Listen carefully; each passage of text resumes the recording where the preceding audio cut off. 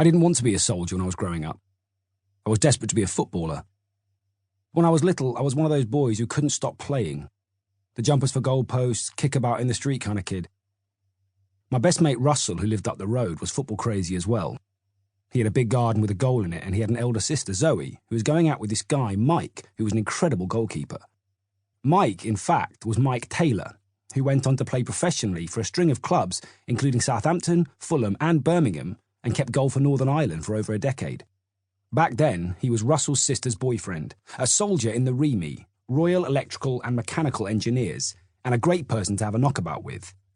There were these centre lights in the garden that lit it up like floodlights, so we'd play all hours, as late as we were allowed, until I got the call to come home and go to bed. It wasn't long before Russell and I joined a team, Headley Under-10s, which was a local village side. We were both decent players, and there was another kid as well, John Edwards, who was also really good.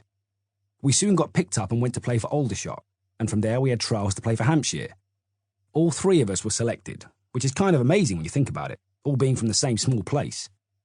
The county team meant a lot of travelling. We travelled all over the south, playing against Surrey or Devon or whoever. That was a fantastic experience, and we played some amazing games.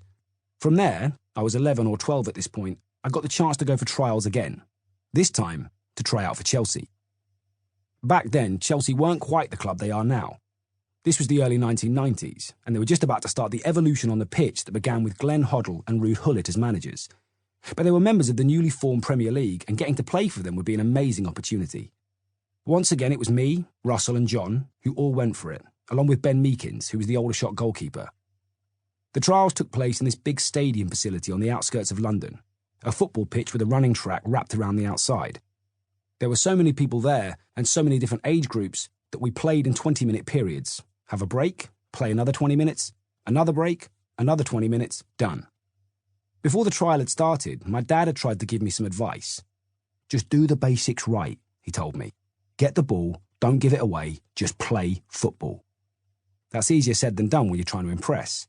But I did my best, tried to concentrate and do the simple things well. But then, about halfway through the session, the ball came over to me, a good pass. I'm a left-footed player and can hit the ball okay. So, rather than listen to my dad, I just went for it. I hit this shot from about 25 yards out, caught it cleanly, and it just flew. Ben Meekins was playing for the other side, and it just whistled past him and smashed in against the stanchion. As soon as that went in, I was certain I had done enough. Sure enough, while Russell, John and Ben didn't get the call-up, I was offered a place to join Chelsea's School of Excellence. For a football-mad kid, you can imagine how exciting that was. We trained during the week and played matches at the weekend. After one game against West Ham, I remember Dennis Wise, who was the club captain then, coming in to see us. He gave us this inspirational talk, told us to keep at it, train hard, and that it would all be worth it in the long run. But much as I wanted that to be true, the problem was that from where we were living in Hampshire, I was struggling to make the training each week. It started at 7 p.m, but by the time Dad had finished work, picked me up, and we'd sat in traffic on the M25 to get there, it was more like 7:30 p.m. before I got there. Training was only an hour long, so I was missing a big chunk of it each week and getting behind. In the end, my dad went in to see the coaches to talk about it.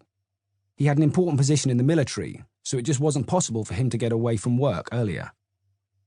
In the end, we all agreed that it wasn't working, and although Chelsea was an amazing opportunity, it would be better if I tried to play football nearer to home.